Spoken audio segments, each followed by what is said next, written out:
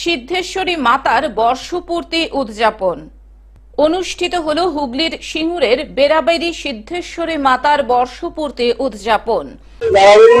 সিদ্ধেশ্বরী মাতা আজকে ৭৮ থেকে ৮০ বছর পর্যন্ত প্রতিষ্ঠিত মা।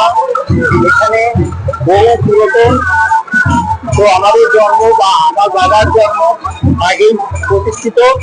এই উপলক্ষে প্রচুর জনসমাগম ঘটে মন্দিরে। ভক্তরা দণ্ডি কেটে মায়ের কাছে মনস্কামনা করেন। মনস্কামনা পূরণ হওয়ায় অনেকেই নিজ ওজনের বাতাসা ছড়ালেন। হ্যাঁ, সকাল থেকেই ভিড়। এই যে এখানে দণ্ডি কাটছে, বিশেষ কি রয়েছে? এটা আমাদের মা সিদ্ধেশ্বরী মায়ের পুজো হচ্ছে। এখানে দণ্ডি কাটলে অনেকের মনস্কামনা পূরণ হয়। মা সবাইকে আশীর্বাদ করেন সবাইকে। বাৎসরিক পুজো উপলক্ষে কয়েক হাজার মানুষকে মায়ের প্রসাদ বিতরণ করা হয়। মায়ের তো মহিমা তো আছেই, ভক্তি তো বিশালই, ঠিক আছে।